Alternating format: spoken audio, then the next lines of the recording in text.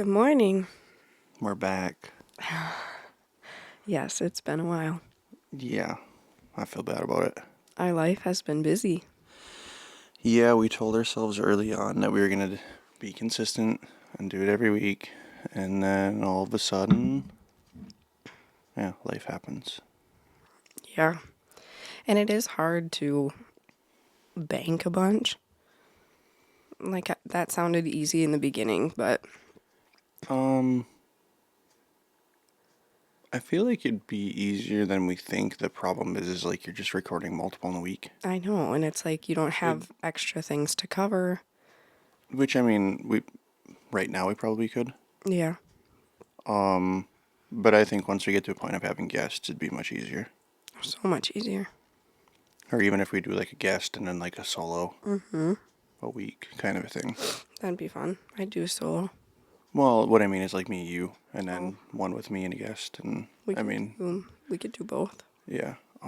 We could probably get to a point of maybe doing some solos because there's probably going to be a period of time where I won't be around. Yeah. For Can a while. reach out for questions and all the things. But yeah, to be consistent, like moving into the future, we're probably going to have to figure out even me and you to do some remote, where you're here and I'm wherever. Yeah. Kind of a thing as well. Yeah. Obviously, you're the tech guy, but... Well, yeah, there's just some, I guess, I mean, the quality isn't going to be as good, but whatever, to where you'll have to probably set up your iPad and use that. Yeah. Like, there's some recording platforms out there that are pretty decent that you can do, like, the remote deals. Good. I mean, you can plug in and, like, use a nice camera that we do use for, like, a webcam. But, anyways. So... I feel like we have a lot to catch up on. I was going to say, take it away. Like, I don't even remember. It's been over a month. No, we should have reviewed, like, what the heck we were doing at the last one. So, it was definitely leading into Turkey. Was the last time. So, we could probably start there. Yeah, so there's a reason I didn't go to Madison. Well, even before that, so I filmed a turkey hunt up here. So, we didn't talk about that at all. Oh, yeah? I think we talked about it happening, but then I was eager to come back and sit down and review and go through it, and what turned into the idea of it probably being just one film turned into 3. Yeah, you guys hunted hard. So it turned into... Back up and tell us about it. Tell us what you're talking about. So I think we briefly talked about picking up Hooked and Tagged for a client, which is local. Pretty big apparel brand in that outdoor space. You can find them in Shields. Find them online. Yeah, pretty solid following. Really cool that they're local. Honestly, they're within 40 so minutes. Nice. Tom and Sarah are phenomenal people. Family people. It's family run and operated. Religion-based, family-owned, is that their... Yeah, faith-based. Faith-based. Super down to earth. It was a really good hang. I mean, they invited us all to come over. A really good hang. It's so funny. I couldn't ignore it. You had a good time. Yeah. And they invited us over like the day before turkey opener. To spend the night. We spent the night, hung out for the evening. They cooked dinner. Let the kiddos play. Yep. And what we were hoping was going to kind of be a slam dunk deal for Wednesday morning opener, it turned into us finally killing Easter Sunday. Yeah, you're right. Where for opener we literally ran around for, man, I think we were pushing close to like 16 hours in the woods. By the time we were up, left the house, and finally called our quits at pretty much sun going down, birds going back to the roost. Yeah. which traditionally we probably wouldn't have hunted that long, but given opener and then given that we kept finding birds that wanted to talk and kind of what we were hoping to cooperate, just never did. Just out of range. Yeah, so I mean, first bird right away in the morning, just for whatever reason. I mean, if you want, you can go to Hooked and Take's YouTube and watch how things unfolded for the opener. Yes. I was just going to say you have to plug that because Mm-hmm. check it out on YouTube. It's one's up, right? Yeah, and I'm partly through the second, and I feel bad that it's not ready to go, but like the first bird, for whatever reason, literally strutted on our tracks coming in because we still had some snow on the ground for opener for 75, 80 yards from where he came out of the woods and decided to skirt up into the woods and stare at us from a ridgetop for 5, maybe even more minutes. And away he went. And we come to find out later on, a few hours later, that he did have a hen. But I am not totally convinced that he had one right away. But it wouldn't surprise me. Because he went a ways away, and I mean, he was crazy vocal. Those hens will cut them off. Mm-hmm. Yeah. So I don't know if he was in pursuit of one immediately, or obviously you're kind of screwed if they pick one up right out of the roost. Mm-hmm. And then with it being opener, a lot of the hens weren't really ready yet. So I think once they locked them down, it was, we're going to stay with these until we're done and over, kick them off, go find another one. Mm-hmm. So, and then, but I mean, yeah, like a few hours later, we were walking around and just, cold calling, basically running and gunning, and we pick him back up, like returning to the road that we walked in on. So it kind of made a huge circle and came back. We sit up and we had like the most beautiful, but probably biggest hen I've ever seen in my life. A little short, stubby beard on it, even. Within 10 yards of us. Mm-hmm. And he's just strutting around doing his thing about 80 to maybe 100 yards behind her. And she was just purring and clucking and doing the whole thing, super content. And I'm like, to me, that like sent like a clear signal to him that she's not paying no mind to him. Mm-mm. You know what I mean? So maybe it was done and over with already by that attitude, now that I'm thinking about it too.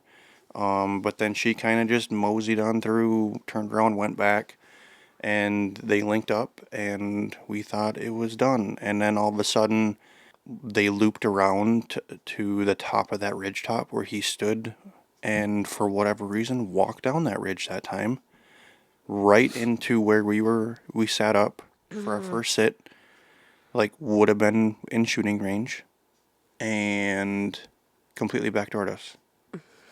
By the time we knew what happened, it was too late because we literally heard him go into strut because his wings, his feathers hit the ground, and they're just sitting there dragging. And I peek around my shoulder, and here comes the hen, and she looks, and she took off. And then he was right behind her. Mm.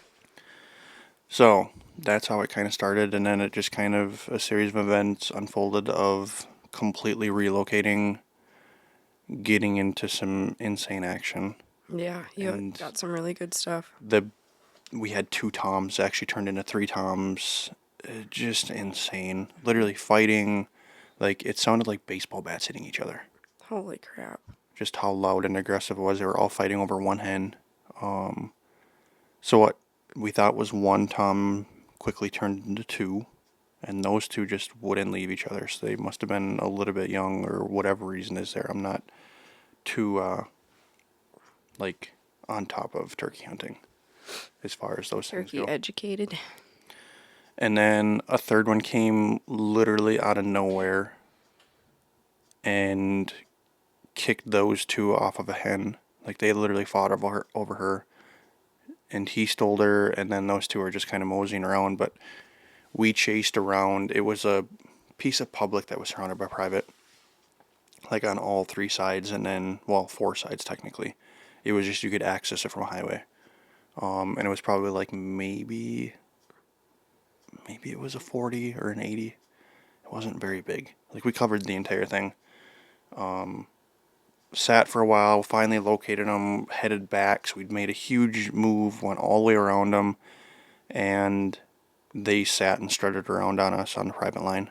Wouldn't do nothing. Wouldn't come off of it, and then sucked right back into the private. We circled around to like where we originally sat and started calling, and it just the testament to how quiet they are. Like if they don't want to talk, you'll hardly hear them in the woods.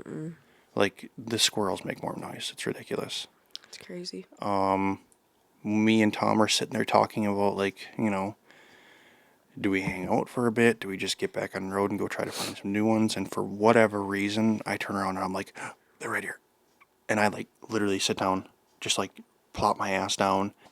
They were by the time I saw them, they were probably already close to within range. Never heard them. And we didn't spook them, but there's no way they didn't see us. I think they were just like super curious of like, okay, what the hell are they? Mm-hmm.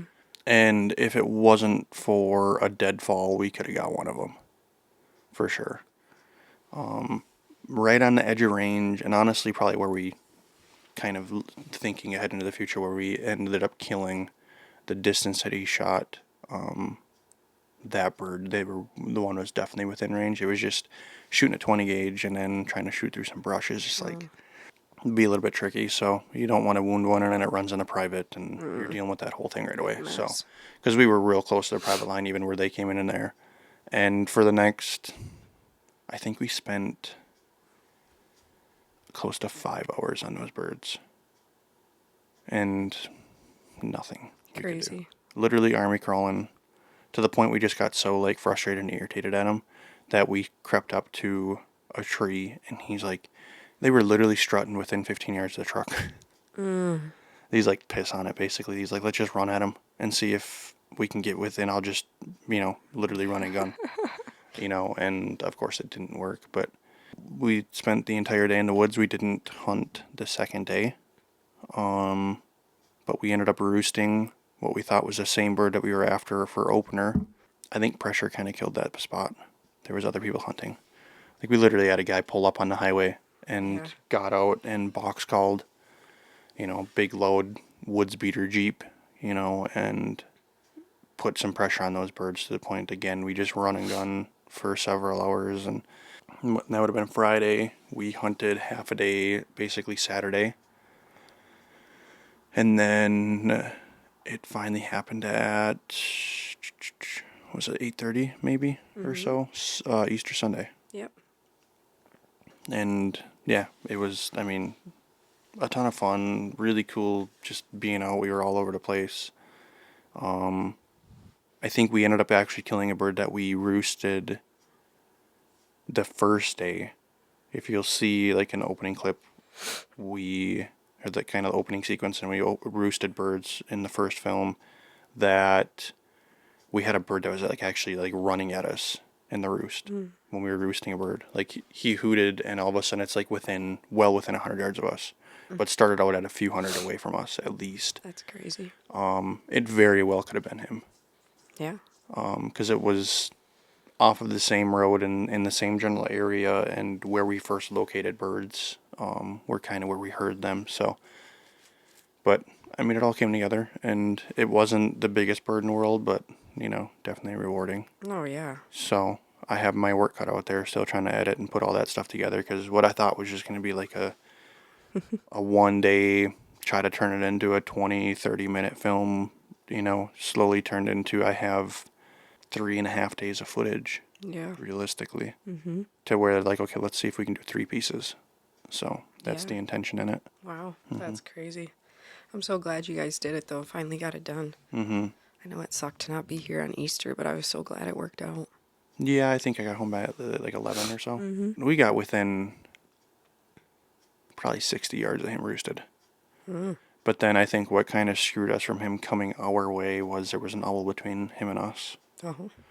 So to the point like Tom like scared it out of the tree. Really? The owl. Yeah. I didn't even see it because it was so low light, but like the turkey, we heard him fly out of the roost.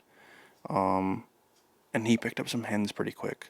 But for whatever reason, later in the morning there, he finally decided to circle back. Good.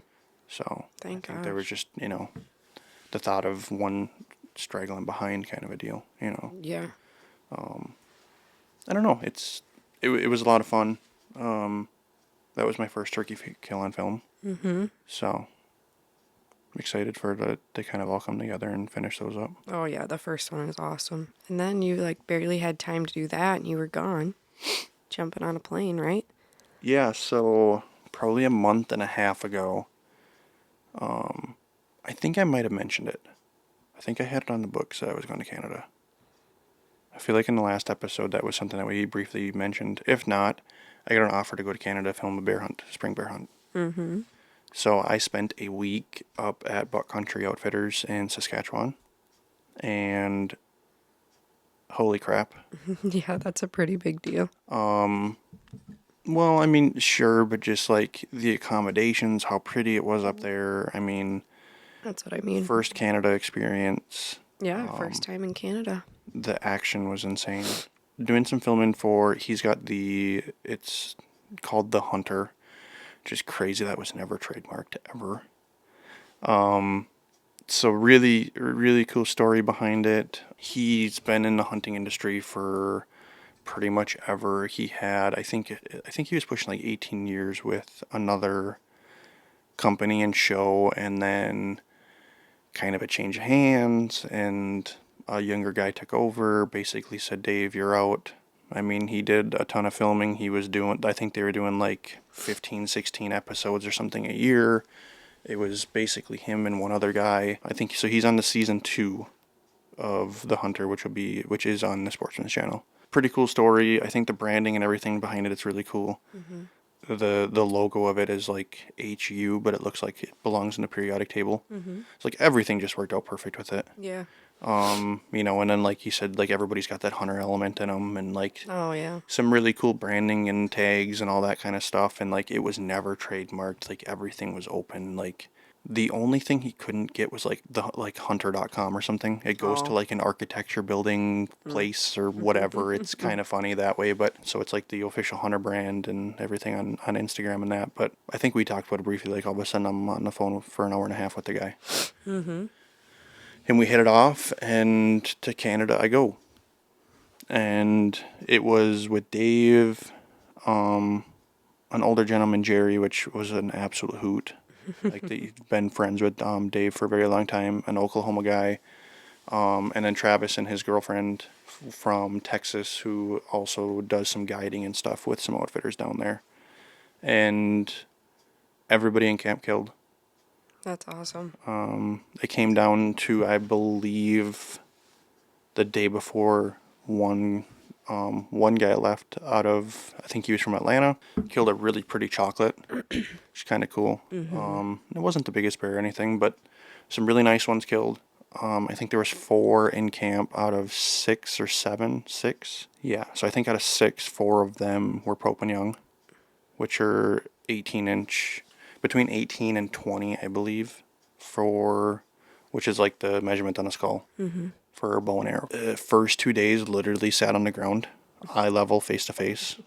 5 yards, 10 yards. We literally could have put my hands on them. Being charged to, like, I had one behind me. I have some clips. I need to talk to Dave and see what I can do with social media wise on some of that stuff. But I'll definitely put some of that stuff out. Like, I was just holding my phone because there was one like over my shoulder and he like lunged at me.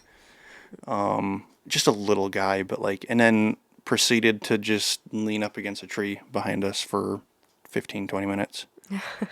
Just kind of moseyed around. We had a big sow that people have probably seen that reel. Mm-hmm. It did pretty well for us. Where it looked like it charged right at us, and it did. But there was a smaller bear between us and her that was up a tree in front of us, and then came down, and she looked up and saw that and beelined it and treed that bear again like 5 yards to our left. Jeez. And because we were sitting on the ground, and just that added comfort and safety, like they gave us a shotgun to ring with. Mm-hmm. So it was like 3 rounds, 2 rounds of bird shot and then a slug if you really need it. That was the only moment that I grabbed that reach for that gun. Because I'm sure it was somewhat aware of something being different with us sitting there and the surrounding environment being a little bit different. But I thought once she treed him and looked that she was going to come in. Mm-hmm. And just because the aggression that she was showing, like, oh, another bear, tree that one too. And for whatever reason, glanced at us and immediately turned, went the other way. It was pretty like, uh-oh. And we even had some lengthy conversations and stuff about that, of just like even how things are written in the Bible that, you know, like we're the superior, you know, to all other beings and stuff. And it's just like, you kind of felt that in the woods. Really? That presence of like, I almost want to say they weren't necessarily scared, but they were fearful. But they knew to like respect, keep your distance. I'm curious, but like I know that I know this thing could do some damage if it wanted to. So Yeah. I'm gonna keep my distance. And That's cool. but yeah, we hunted 4 days. I got the most insane footage in my entire life. Just the close encounters were one thing on the ground, and like how thrilling and exhilarating and like heart pounding that was. I mean, you're literally like sitting on a chair, and so at that point, like you're literally eye level with them. You know, like you're at their playing field. Jeez. How many bears were in and out of there? We had a giant that was coming in there, and the entire time we were in camp, he never showed back up. Like probably mid-3s at least. He was a toad on photos, but their bears are weighing pretty light for whatever reason this year. Well, spring. Yes, I mean, they haven't been on the ground too long. But I mean, a few of them that we did get like had some really good layers of fat on them. So they kind of had a bit of a mild winter by the sounds of it, and probably went in really healthy. But like the bear that Dave killed, I think it weighed 280, but it was at least like they had a 314 or 317 killed this year. And Dean, the owner, he's like, your bear looks much bigger all day long than that bear. So he said, it's just strange. He said, everything right now on, you know, basically we'll say like on the hoof was weighing about 30 pounds lighter than they expected. He said that's a 350, 375 bear that he killed in the fall all day long. Like just a really, really, really nice bear. I mean, you can see in the photos and like the video and stuff just how big the skull was to his hand. Yeah, And that's what I was just gonna say. Like when he puts his hand between the ears, I'm like, holy crap! You can't tell like really until he does that. we ended up relocating and hunted out of a tree, which was really nice. And the spot was just like, Your dream. well, you show up and like you're overlooking a river, and then considering the fact that you're in Saskatchewan and it's in the spring, the waterfall returning.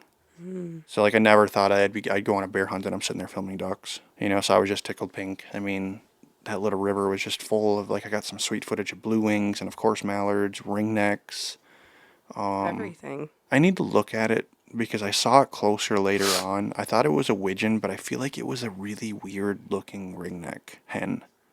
The head on it was discolored or something. But we show up the first sit, and Dave looks over and he's glassing, so you could look across the river, and there was a good bank that was pretty open. He's like, oh, there's some sheds laying there, like a perfect matching set. And so I position camera because it's away from me, so like kind of you got to move the arm around, and I'm sitting there looking, and I'm like, Dave, you're not gonna believe this. So there's a freaking giant black bear walking out on that hillside right past them sheds. Like if that thing was white, you'd be like, just the Did shape. Dave see it? Yeah. Okay. Yeah. Like honestly, the shape and the length of it and the way it was walking and stuff, like it had a polar bear look to it. Like how long it was. I mean, it wasn't obviously that big. Yeah. Like if that thing was white, you'd be like, holy shit. Yeah. Like you would never, you know what I mean? Or even like color face. You're like, is that thing mixed? Like it just, Yeah. it was just a tank. You got some really cool footage of it. Yeah, walking right by them sheds. I mean, him standing up and brushing his back on a tree. Like immediately, I'm like, holy crap! Like this is insane. And he just skirted by. We thought he was gonna loop around and come across and come in straight to us at the bait was what our thoughts were. He ended up skirting up the hill. We watched him walk up the hill, and it was later in the evening. I was watching, there's a beaver dam pretty close. I was watching beavers swim around, and all of a sudden it was like a ploosh. And I just thought it was a beaver tail. All the waterfall around and stuff, they can get kind of like just irritated, and they get pissed off at them ducks and stuff. I look over, and here's a head bobbing up and down.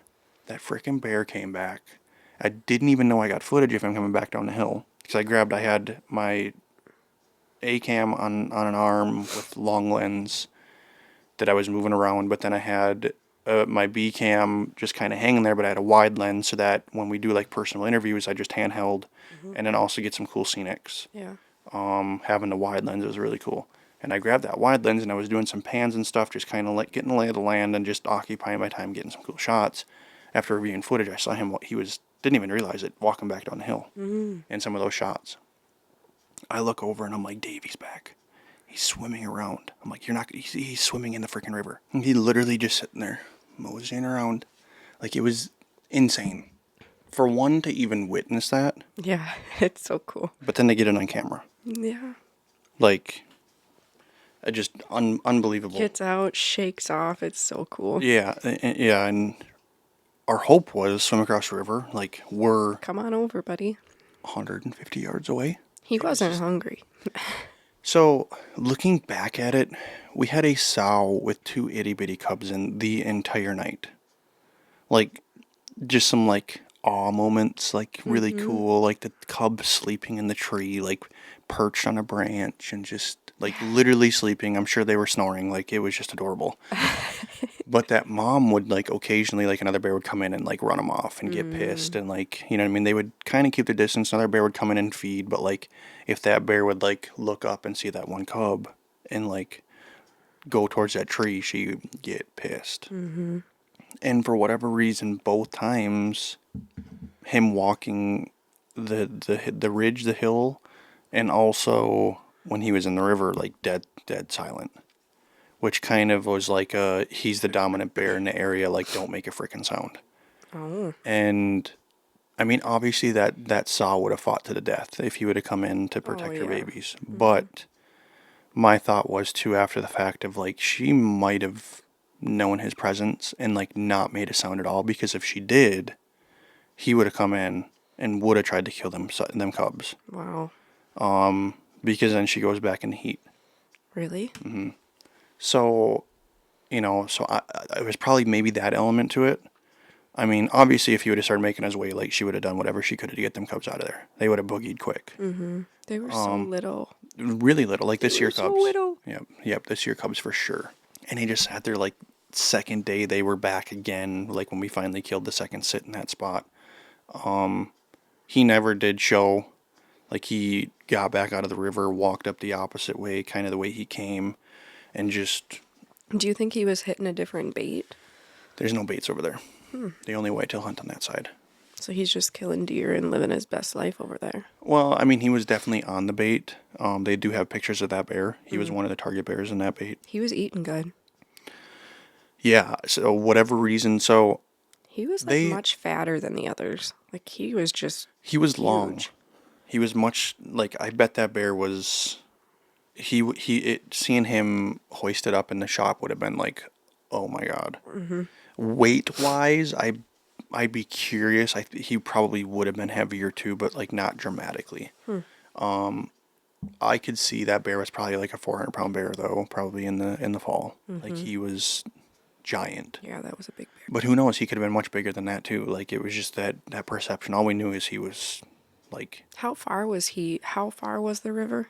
I mean, it was practically under the tree at the one Oh. point, but where he was at was probably 120, maybe. Still close. Probably around that 150, maybe. You got really good footage for that distance. Yeah, it turned out really, really good. Super, just, like, surreal. But yeah, he gets out of the bank and he just kind of, like, making himself look huge, like, strutting his stuff. And I think that's what he was doing on the way through too, because, like, watching the footage when he first went through, he'd purposely walk over top of trees, like little spruce trees, and they would rub all the way through his chest. So I'm sure, like, okay, it felt good. But I think he was, like, quote unquote rutting. I think he was leaving his scent, because then he got up and he scratched his back on the one tree. Like, he was touching everything he could. Oh, yeah. I think he was purposely trying to leave his scent. So maybe there was a giant sow over there somewhere that he was looking for. But yeah, he got out of the river, like, he shook off. I got, like, all the water flying off of him, and he, again, like, brushed up against a tree and moseyed his way, you know. Would have been kind of, I think, the way we were sitting kind of to the west behind us. And we never did see him after that. Wow. But yeah, the other target bear we had, we believe is the one that we actually killed. That was the next sit. But again, like the sow and two cubs were in there most of the evening. Bunch of smaller, littler ones, a couple other decent ones.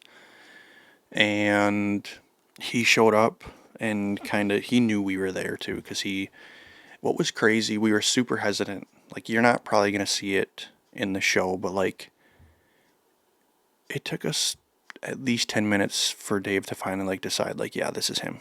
Like, let's take him. Mm-hmm. Because there was a small, like, maybe 150-pound bear in, Mm-hmm. like, ran him off. He come in real hesitant. Probably because that big boy. Yeah, it could have been.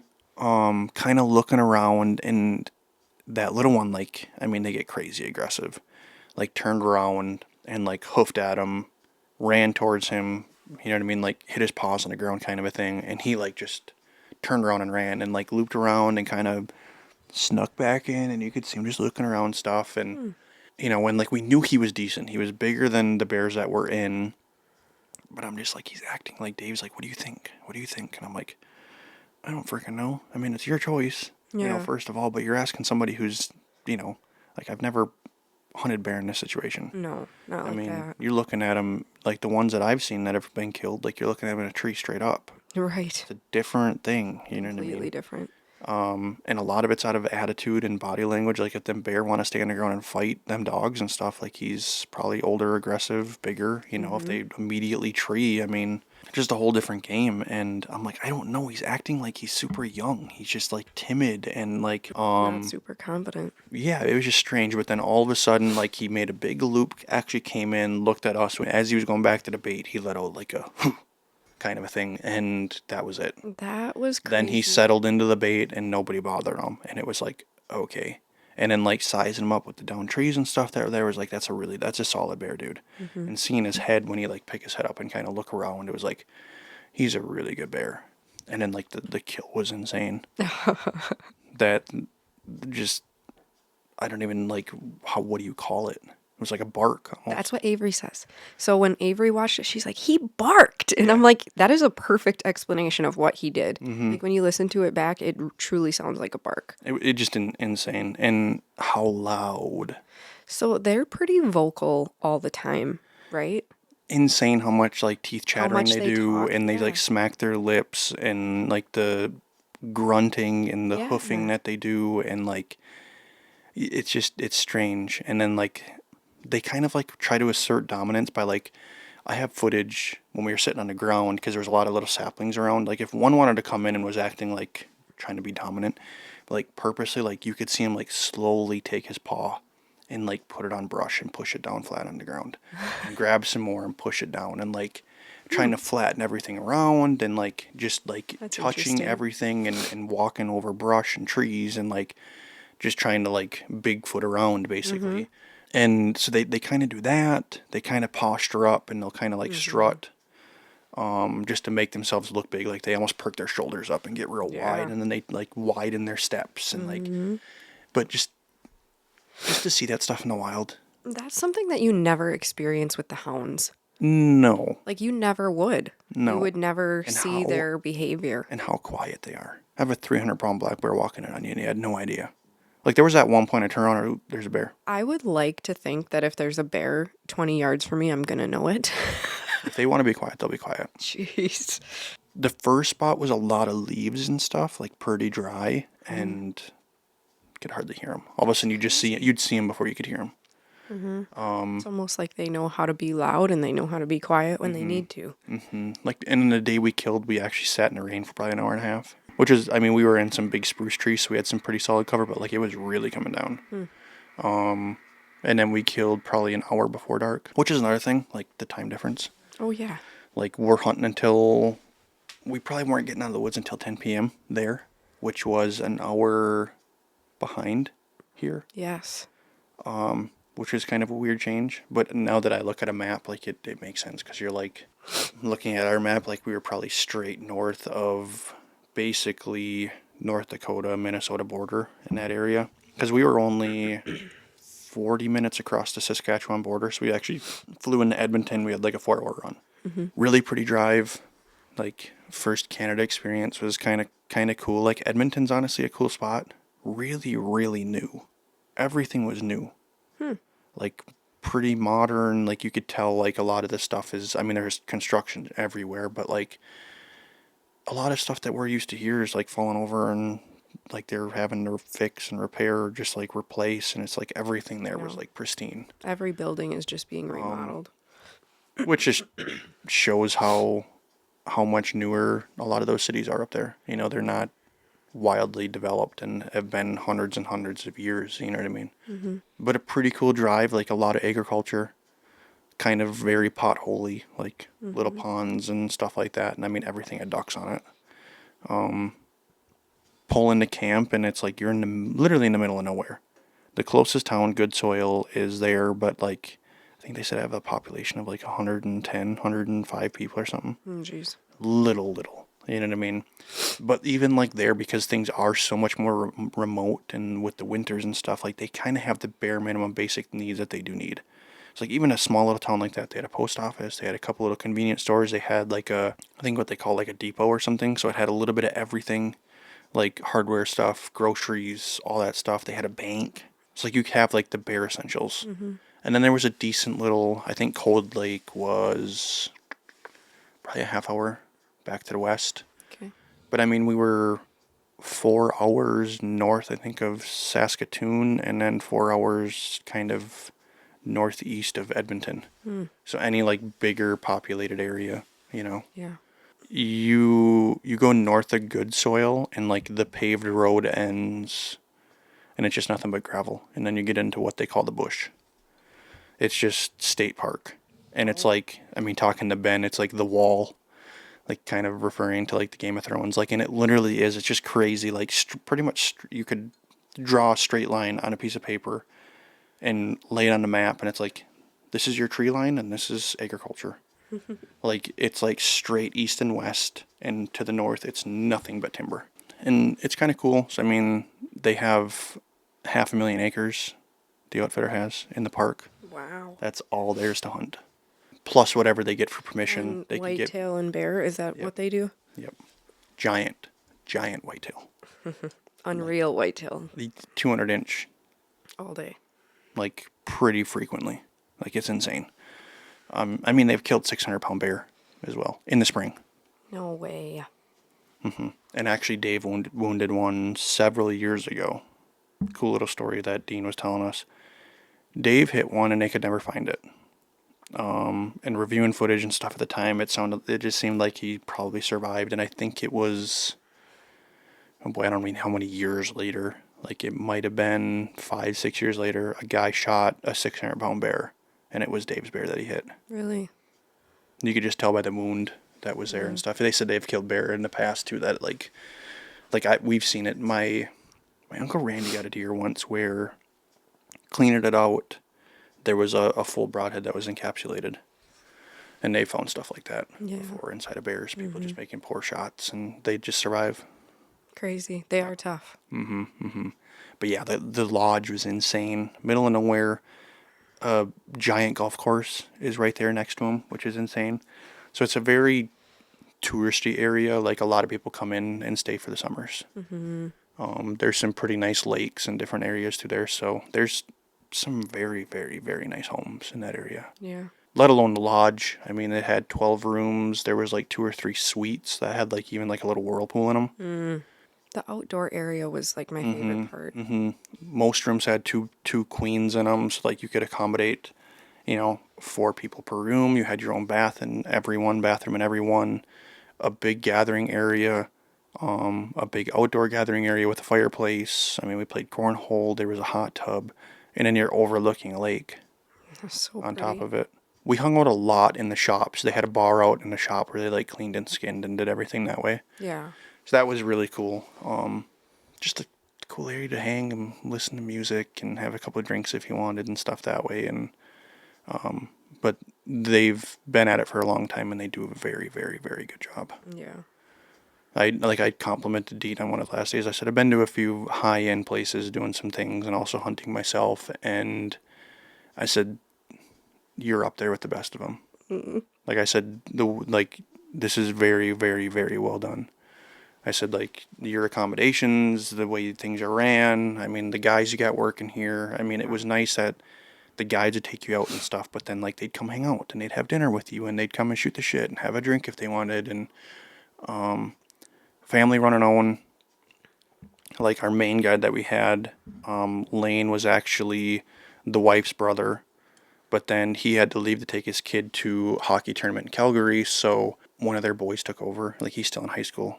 You know what I mean? Actually, is when we killed. So it was just really nice. Like, the wife, I keep forgetting her name and I feel bad. She does all the cooking.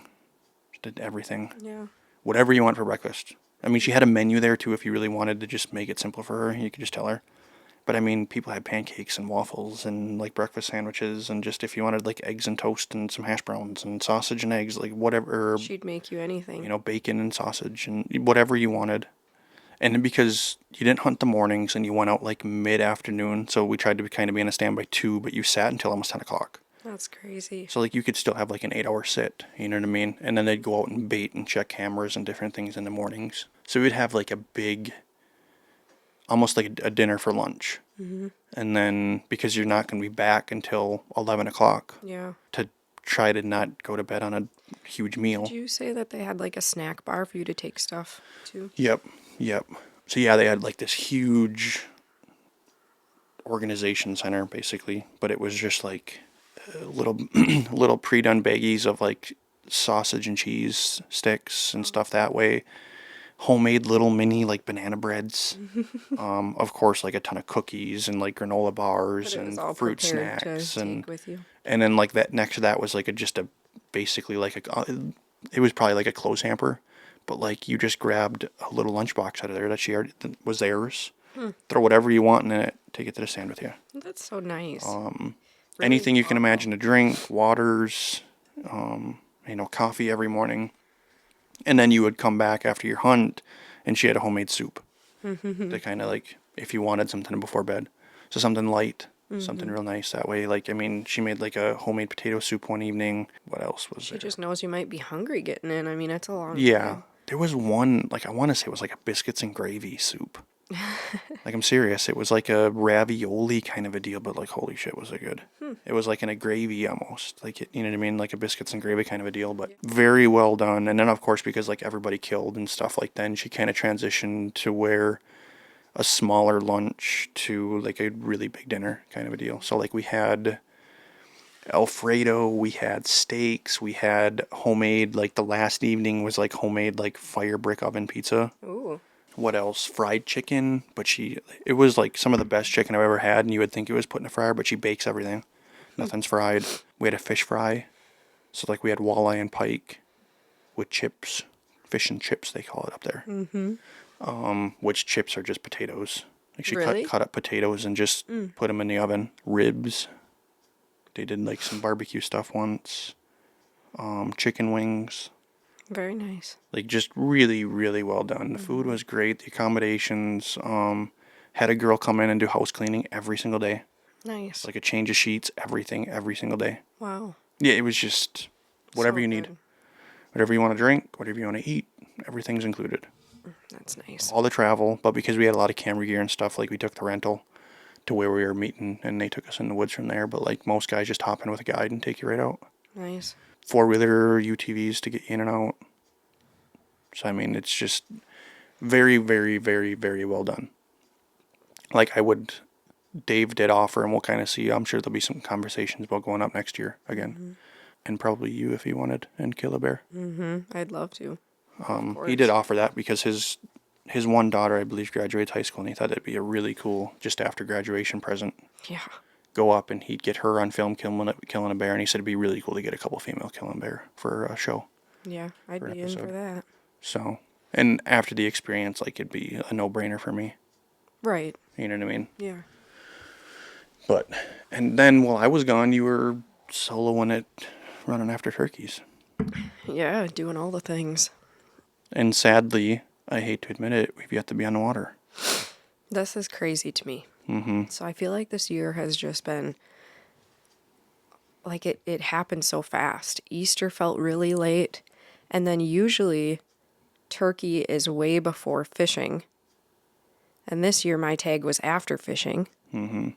So I haven't even gotten the boat out at all, which is just crazy to me. And normally fish always trump turkeys. Like, I could care less, but I've really, really been wanting to turkey hunt. So I've been trying to figure that out.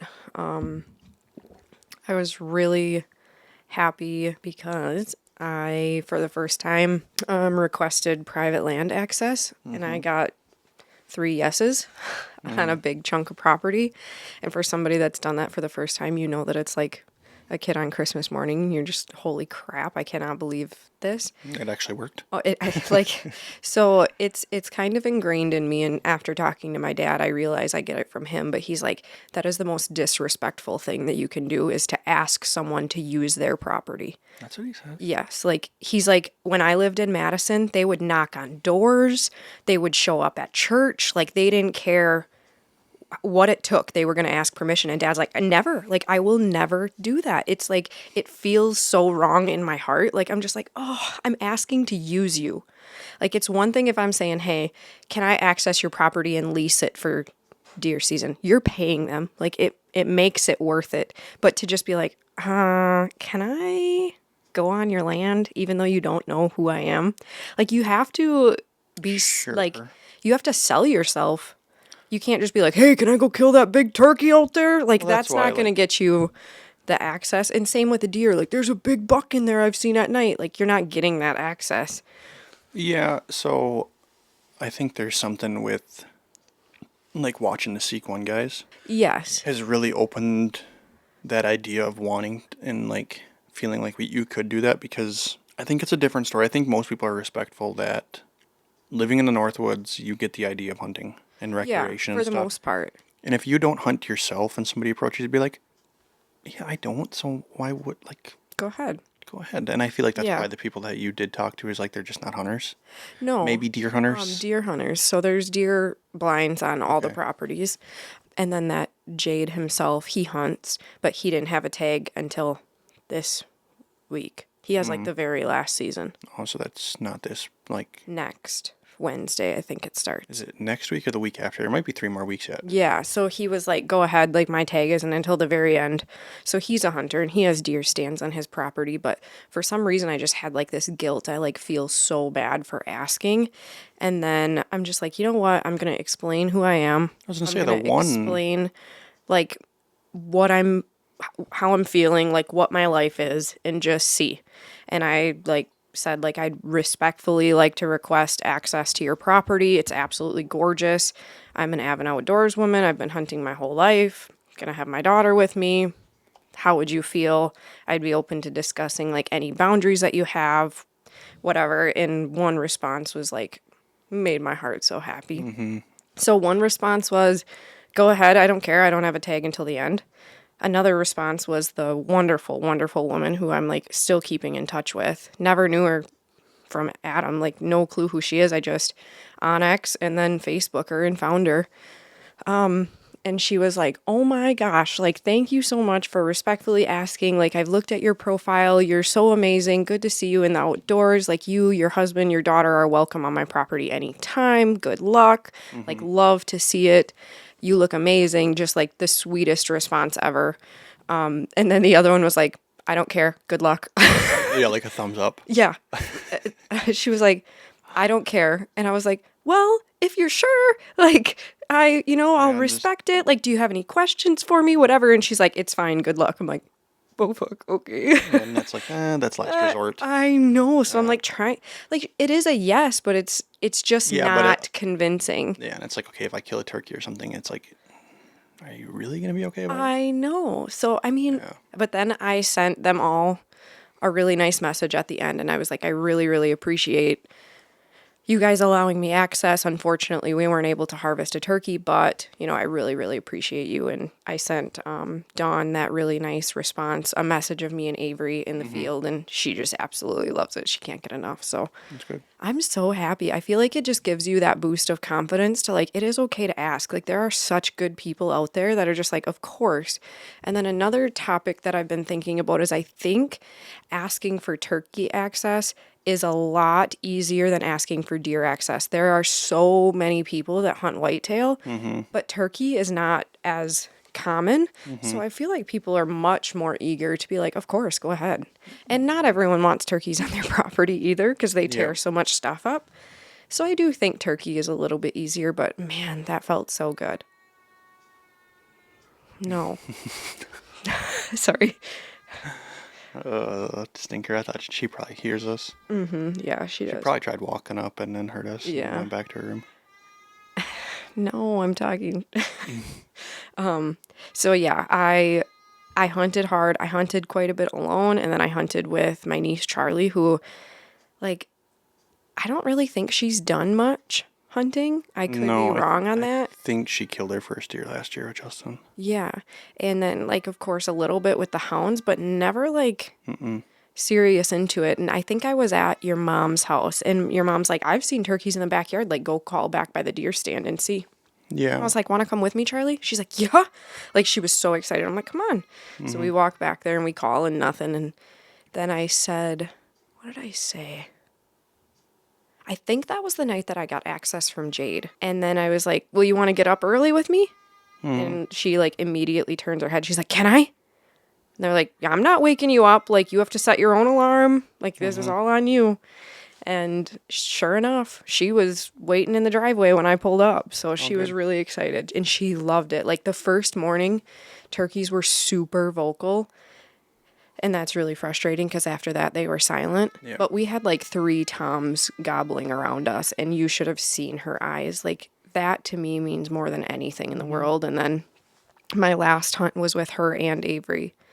And Avery just, you know Avery. She just absolutely loves it. She didn't care. But yeah, unfortunately, I think this week was really hard. I talked to a lot of people in the area, and they were all struggling with silent birds that were henned up. Nobody's moving. Nobody's... Yeah, I talked to Tom a little bit with Sarah's bird and kind of the same deal. She didn't get one? No. Not yet. They chased one around for quite a while where we ended up getting ours in that same general area and kind of the same deal. Like, they were not into him calling at all. No. She said he was just using locator calls, just trying to, and he finally got a response, and they tried to get in front, and he said it almost worked. They were about 80 yards away. Yeah, but man, it's so frustrating. Like, when the birds aren't cooperating like that, it just is really discouraging. Like, I think I could have hunted one more day, and I was like, I'm so done. Like, you can't locate them. Well, I mean, when I got back, I still had a couple days left in my tag, and we tried to just to find birds, and So, we got one real late there to talk, but like, he was so far away. And after that, he was silent. I was on my way to work, I think Friday morning, and there was a big tom on that property just when you get on 139, and I was like, oh man, we could shoot him, but there is so much of me that just wants to hunt. Like, I don't want to be a road hunter. I want to actually pursue the hunt. And so I just marked that spot. I thought it was private at first, but then checking Onyx, it was public. So then we went back there, and gosh, nothing, but he was really nice. So yeah, making a play on those was just basically impossible. Yeah. We tried to army crawl at them, but it's like, you're just pushing them. They didn't see us. Yeah, that's the problem. I learned that very quick with Tom, because, I mean, we haven't hunted turkeys too much ourselves. And playing catch up on birds is just impossible. Like, if you run into some and they're in front of you, like, you need to try to make a play to get way in front of them. And then another thing is they were dead silent, and that third one wasn't strutting. And it was walking away. So I don't know if they had a hen with them that they were messing with. It could have been. But man, yeah, I never got a gobble over there. Went back multiple times, nothing. And then that property to the north of Jade and Dawn's, found out I could have accessed that, which is where they were.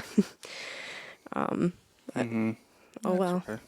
Oh well, I have a feeling that they'll allow access next year just because of how well it went and being respectful and yeah, I just it's tough because I was like super excited for us to be able to hunt, together. We had season together, and then technically we're supposed to be in Madison now hunting turkeys, but we'd have to take Avery with or rely on them to help with Avery because we didn't have any help here because my mom's schedule's full, and then your ma's down in Texas by her mom, so it's okay. I mean, we need to try to coordinate that stuff a little bit better in advance, but obviously when I get a phone call to go to Canada, No, you had to. you know what I mean? And the experience, and then, Way better than a turkey. oh, Or chasing nothing. well, for sure. And then, yeah, I mean, the experience and exposure and, meeting new people and stuff. And, I mean, I've kind of learned and have embraced that a lot with this, career and everything that's come in the last year of just really embracing the experience itself. Meeting new people, getting to do new things, you know what I mean? Like, the things that putting a camera in my hand has done for me already has been pretty remarkable. Yeah. Different things I get to do, and The people you've met alone. yeah, and That's what would stand out to me. I mean, heck, even looking into the future, like some of the exciting opportunities that I do have coming. I mean, like, my summer's filling up pretty quick with some of the things I have on the books, and like I have like things done and settled. It's just like trying to nail down a date now. When is it going to fall in, kind of a deal. Odds are, like, my entire fall's booked too. So, a lot of exciting things, and I was really excited to do some filming, self-filming stuff for us, because I'd like to start to do that. Yeah, I feel like that's going to be tough. Yeah, it's just if I'm home, obviously, and Yeah. depending on what we're doing, what I mean, like, I'll be back for, like, next weekend's Musky opener. You know what I mean? So I definitely want to get out in the water for that, and I think we'll definitely do some filming, and hopefully we can put one in the boat and put something up on YouTube with that. Yeah, but I'm back to running with GoPros Yeah. when you're gone. Which it doesn't look bad. It's just not good. No. At least it's something. Sure. Like I've had no content for a while just because things are just busy. Yeah, I mean, we got Tricon on board, which is really cool. And they sent us a bunch of stuff. So, like, there's definitely some companies out there that you need to be more organized with, of like putting things down, and here's what we need per month. This is what I want to capture. To the where if we need to go devote a half a day to fishing or something, if that's all we have, like, we need to prioritize doing some of that stuff. You know what I mean? Yeah. So we'll get there, but it's like, I mean, today, like, I had plans yesterday to rebury that cable for the AC unit and then change oil in the boat motor and everything, so at least we could utilize that on some smaller lakes until we get like a full service done on it. I'm wondering if we can do that maybe today in the garage with the crappy weather. Yeah, because I was like, if you're leaving tomorrow, right? yeah, I'm going to be gone this week again. And it's like, I want to fish. So I want to make sure I got the trolling motors and everything charged, but I need to make sure I can get out there. I've still only heard that the crappie fishing is good. I really want to get on some walleye really bad. Things had to have warmed up in the last couple weeks. It's been real hot.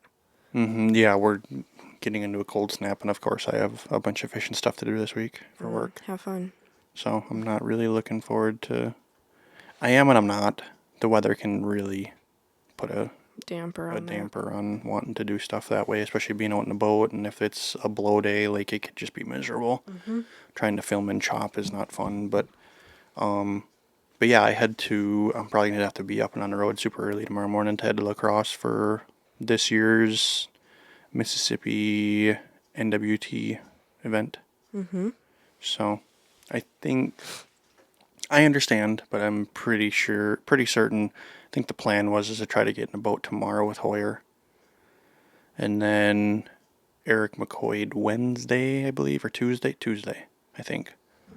And then I think he said Mark Courts Wednesday, I believe, or something. Good.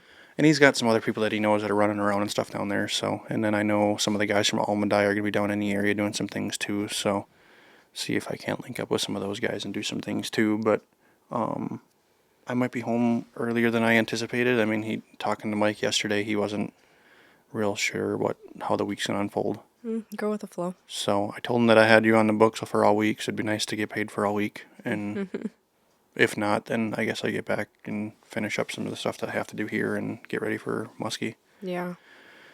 Yeah, my, to kind of switch a little bit, my business has grown a lot in the last couple weeks.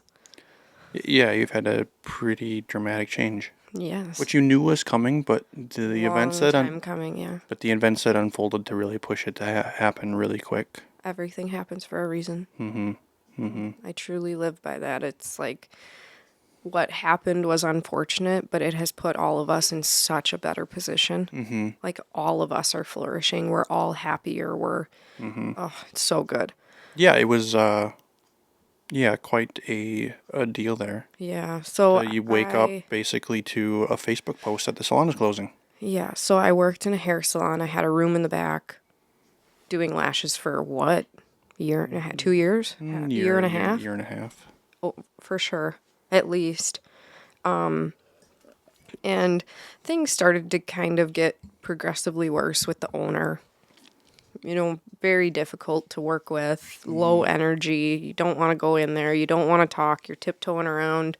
Things got really uncomfortable for everybody, including clients. Then I felt fortunate because I could kind of hide in the back room and, you know. I mean, the space you're in now has been in the works for last summer. Yeah. Almost a year. Probably 8 months. Yeah. In the making. So Which there's a very wonderful girl locally here, and I don't know what her technical term is at the hospital. She's like PCP or like she's a one step down from a doctor, right?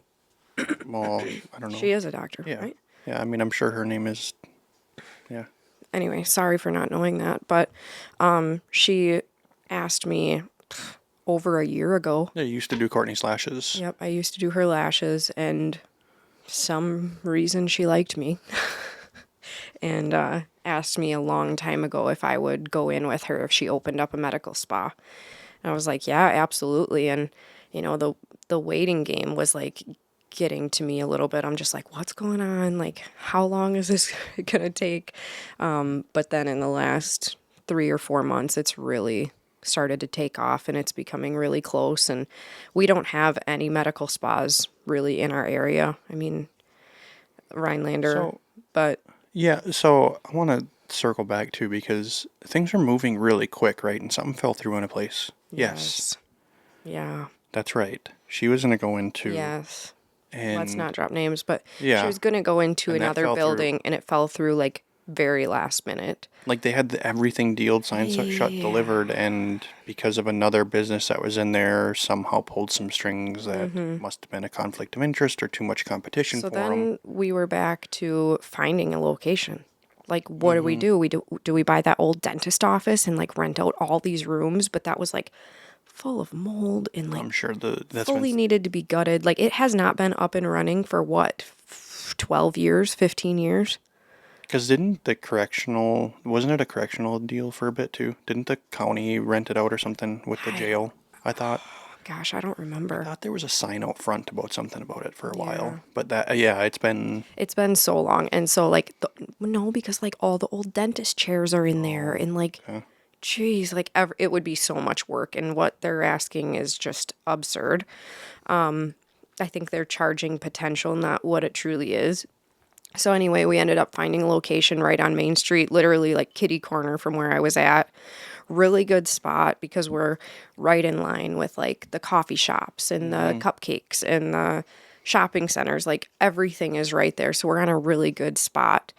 And I've been in there. I just finished my second week.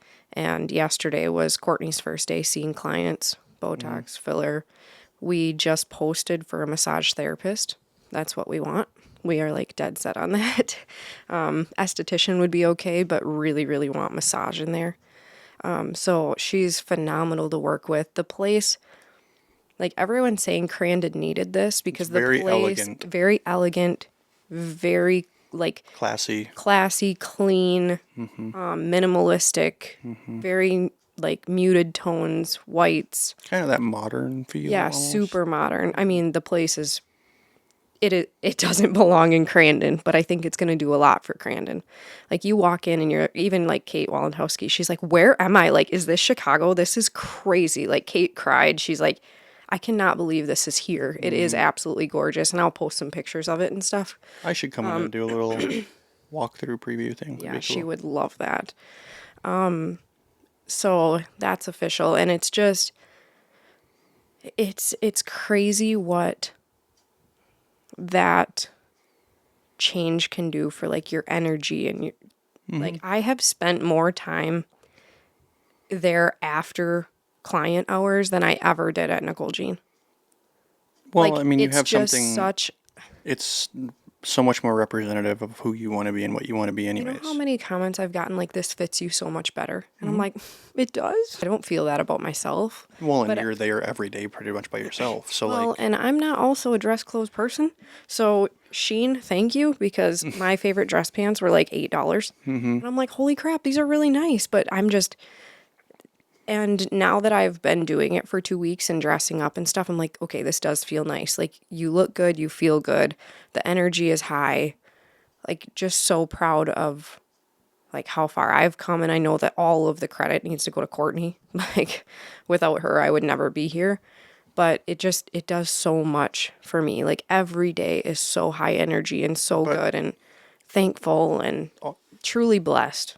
I mean, you can appreciate and give thanks to Courtney, but you need to give yourself some credit there too because she saw something in you almost a year ago. Oh yeah. You know what I mean?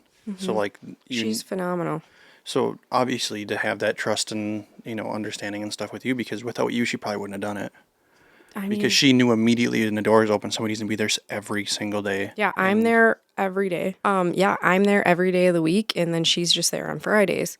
So until, that changes for her, I'm kind of keeping the place rolling and yeah, and I think with some keeping everything clean and with foot traffic and the amount of clients and stuff that you're gonna be turning through there, I could see that slowly becoming very shortly like Courtney having to make a pretty major career change or decision too. yeah. Yeah, Which I'm sure she wants. she already said, like, what am I doing working 2 jobs? Like, I'm crazy. Which, yeah, she's busy enough, but I'm just so happy. I mean, just the energy that it gives, and it makes you feel like you have something really to be proud of. I thought it was cute. Flowers from the Heart brought over a bouquet as well, and the card said, welcome to the block. Oh wow. So, Nice. like, Bruce and Leah and everybody came over and wanted to tour it, and they're really, really supportive. Good.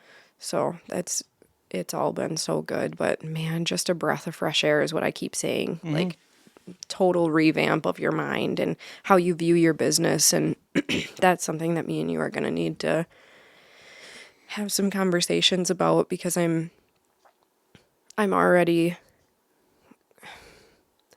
kind of like, okay, my clients need to raise their, like I need to raise my expectations on how my clients are acting, especially in a place like this. Like yesterday was really, really rough. Well, you said it was good. My clients, Oh.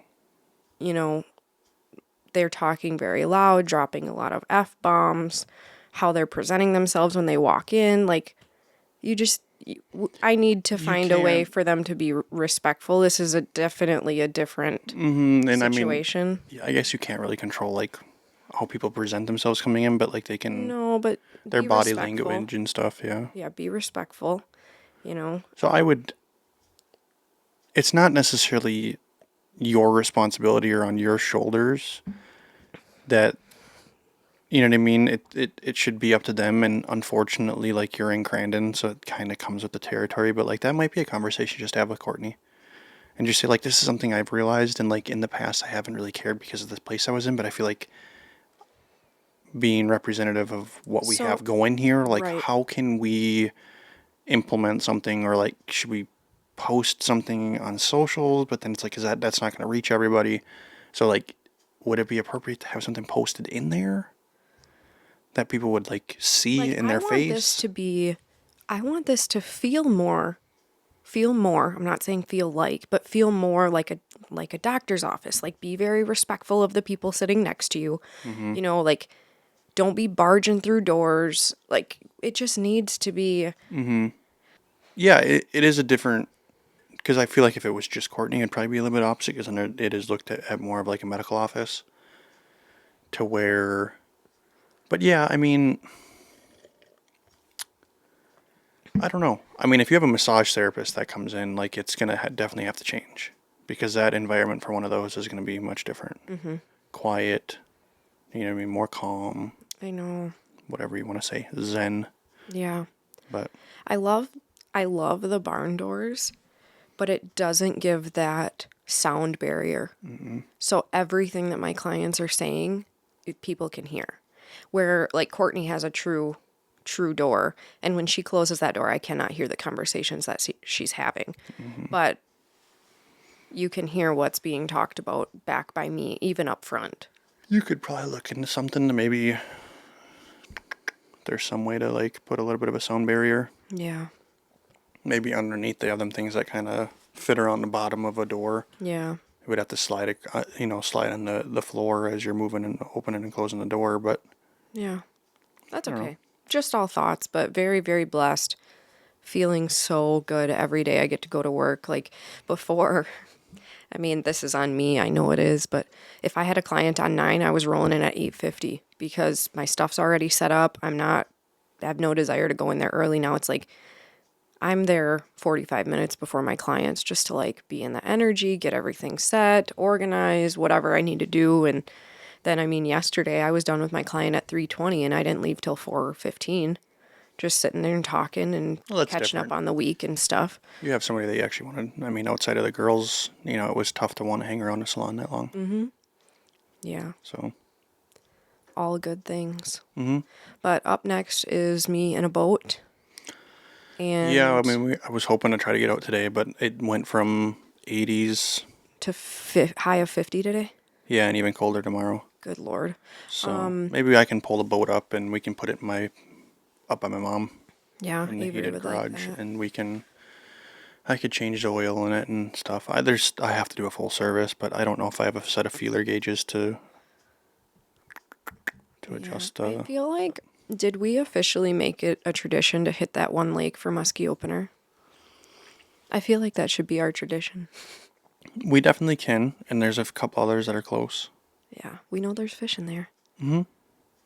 Yeah, we can definitely give it I a feel shot. like it's a little bit of a hidden gem. It's hard for people to figure out. There's not a lot of people out there doing what we're doing.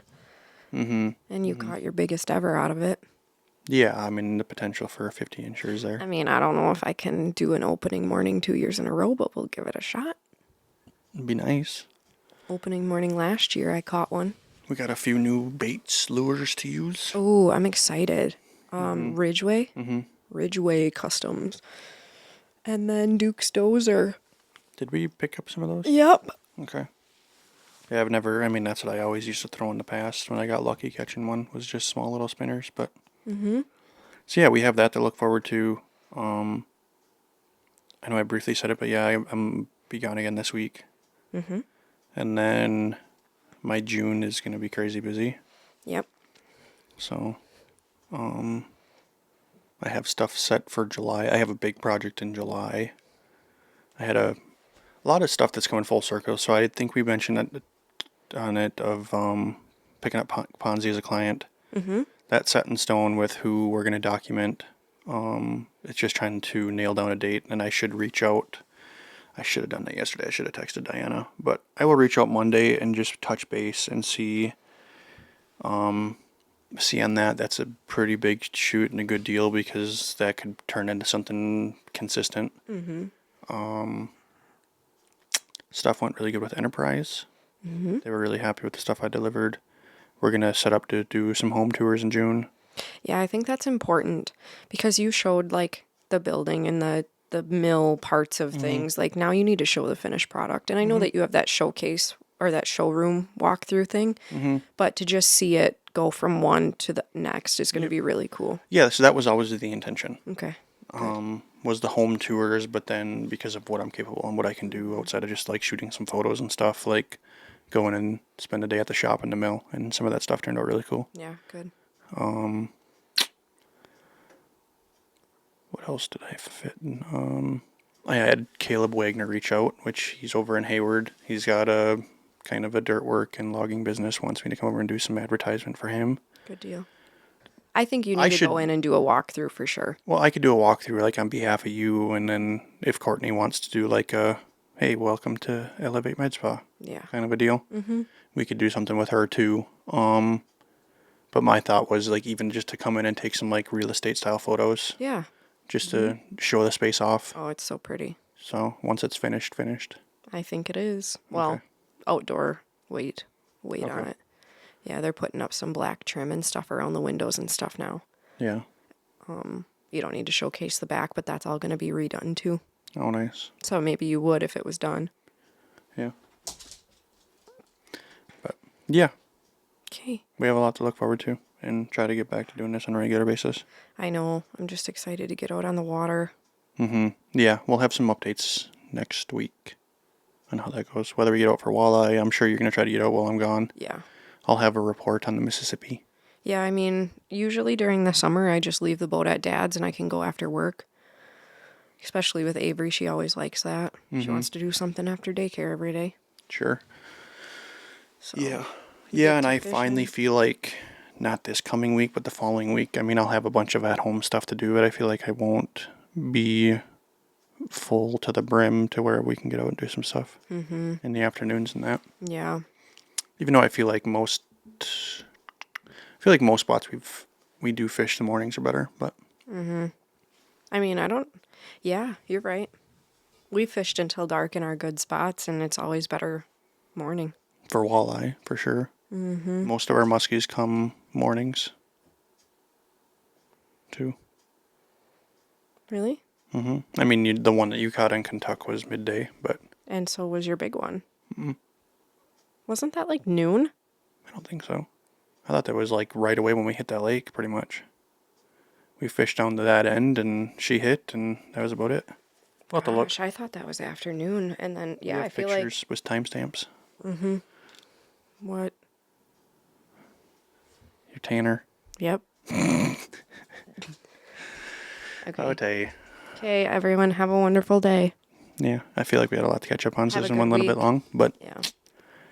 we need to get back to it. Okay. Okay. Okay. Love you.